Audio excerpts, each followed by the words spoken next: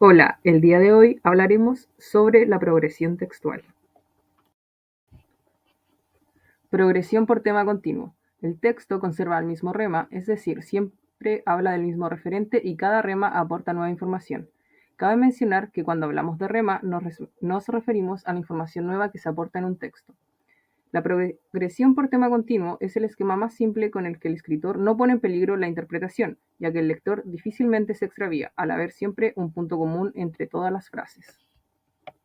Un ejemplo a continuación. Los animales poseen diferentes y variados recursos para asegurar su supervivencia, y entre ellos se destacan especialmente las técnicas de caza. A grandes rasgos podemos distinguir tres técnicas de caza distintas.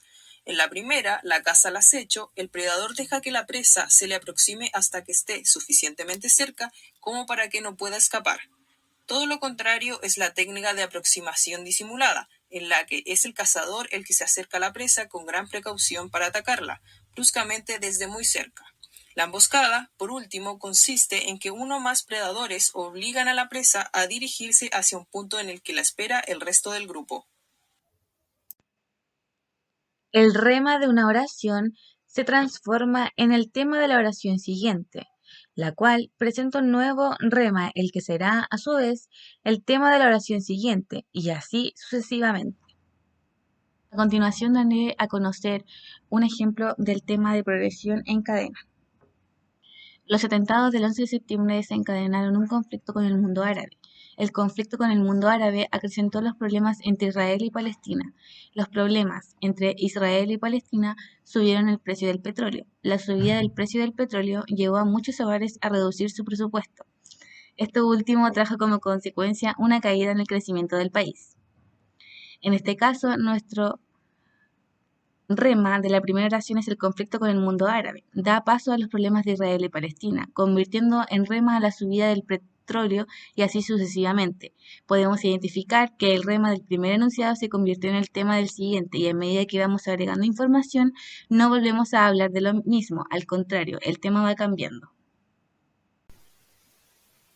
Progresión derivada de un hipertema o progresión de temas derivados. Esto se refiere a una expresión del segmento textual que tiene un valor hiperonímico.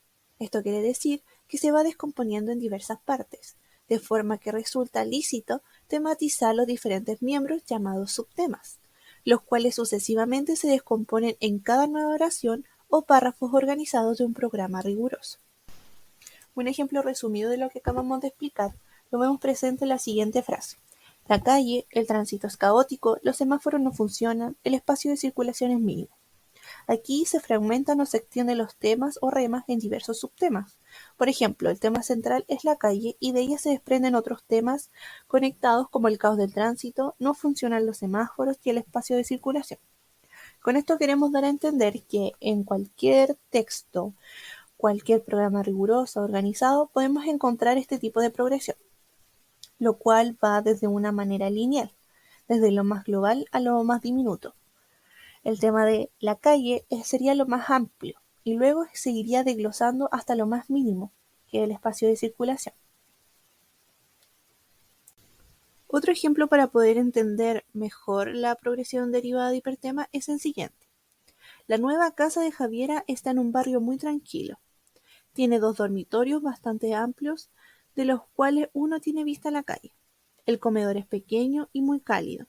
La cocina, en cambio, es muy grande. Cuenta con 2 baños, uno para la familia y otro para las visitas. Aquí podemos analizar más este ejemplo y entendemos que la casa es el primer tema y el más amplio también. Luego se va descomponiendo en partes más pequeñas, que vendrían a ser el dormitorio de la casa, la cocina, los baños y sus características. Y por último, hablamos de progresión por hipertema derivado. Lo lógico debería ser así. La malla curricular del primer año de Ingeniería en Electrónica en el Instituto de Altos Estudios Técnicos se caracteriza por entregar al estudiante una formación básica amplia en las áreas vinculadas con la especialidad. Pero al ser una progresión por hipertema derivado, queda así. El primer ciclo durante el primer trimestre se enfoca en los rendimientos de la ingeniería. Matemáticas y la introducción a la ingeniería. Son las dos asignaturas más importantes del primer año. Todo lo que acabamos de realizar corresponde a la progresión textual. Gracias por su atención.